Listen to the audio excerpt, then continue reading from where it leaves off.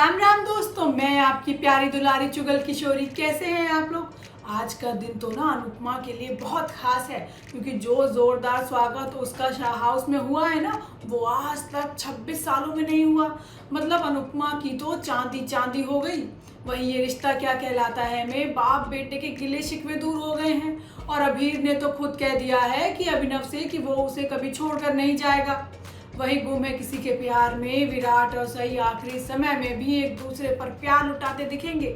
अब ये तो थी आज के शोज की मोटा मोटी जानकारी, और पूरी जानकारी के लिए रोज की तरह आपको हमारा शो देखना होगा। तो चलिए जानते हैं कि आज अनुपमा के घर में क्या हो रहा है और शाह हाउस में कैसी तैयारियां चल रही हैं।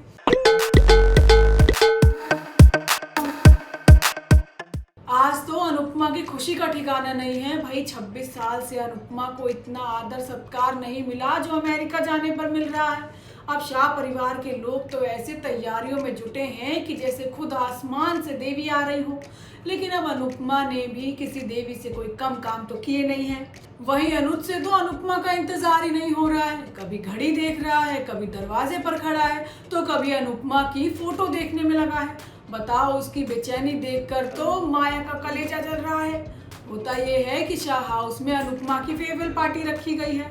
अब सभी लोग मिलकर पार्टी की तैयारी कर रहे हैं। बा कहती है कि अनुपमा के बापूजी यहाँ होते तो कितना अच्छा होता। अब तोशु भी बा को छेड़ते हुए कहता है कि हाँ, बा बाहों में बाहें डालकर कैसे नाचेगी।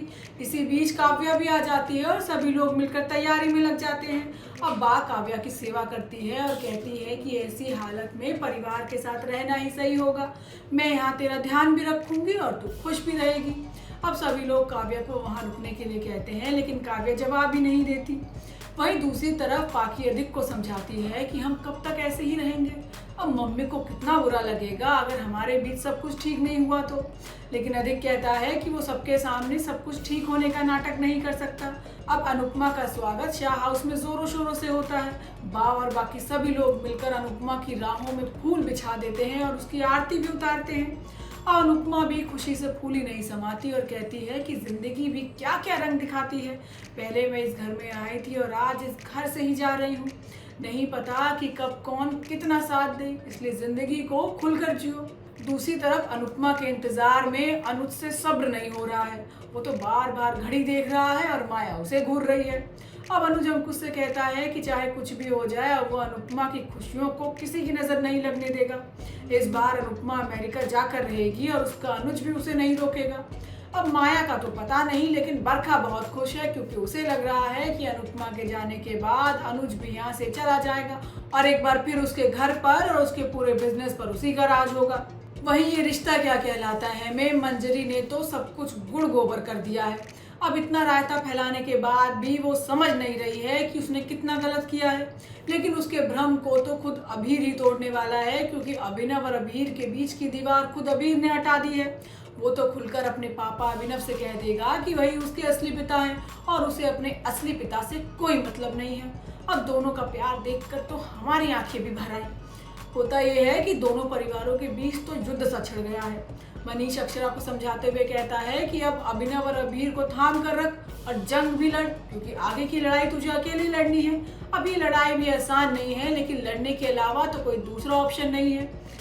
दूसरी तरफ मंजरी अभिमन्यु को सफाई देती है। वो कहती है कि मैं मानती हूँ कि मैंने अभिनव और आरोही के साथ बहुत गलत किया है, लेकिन वो मैंने अपने पोते के लिए किया, तेरे लिए किया। लेकिन अभिमन्यु कहता है कि आपकी वजह से ये लड़ाई कोर्ट तक चली गई है और अब मेरा बेटा ही मुझसे दूर ना हो जाए। मंजरी समझने की हालत में तो नहीं है। वो अपने फैसले को बिल्कुल सही मान रही है।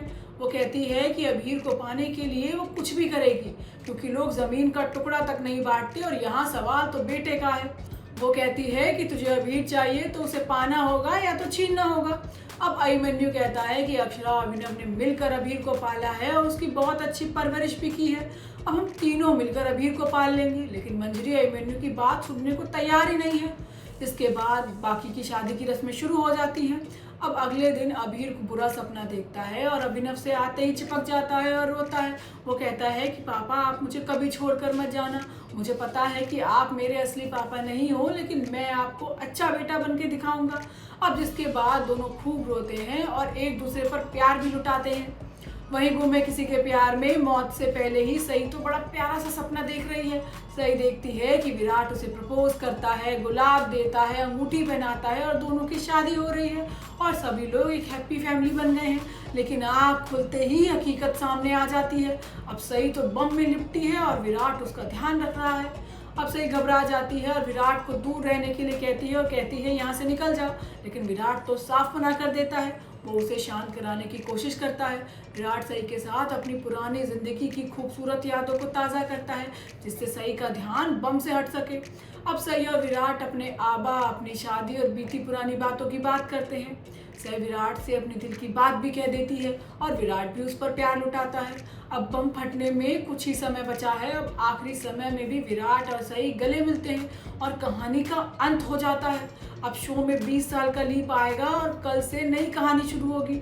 अब हम भी कहानी के लिए काफ़ी एक्साइटेड हैं, लेकिन अब सभी की ज़िंदगी भी क्या अपनी माँ की तरह होगी या कोई नया मोड़ लेगी, अब ये तो कल ही देखने को मिलेगा। तो दोस्तों, ये तो थी आज के तीनों सीरियल की जानकारी। आपको हमारा शो कैसा लगा हमें लाइक कमेंट करके ज़रूर बताएं और अगर आपने हमारे चैनल को सब्सक्राइब नहीं किया है ना तो वो भी कर ले। आपसे फिर मुलाकात होगी किसी नई वीडियो के साथ। राम राम।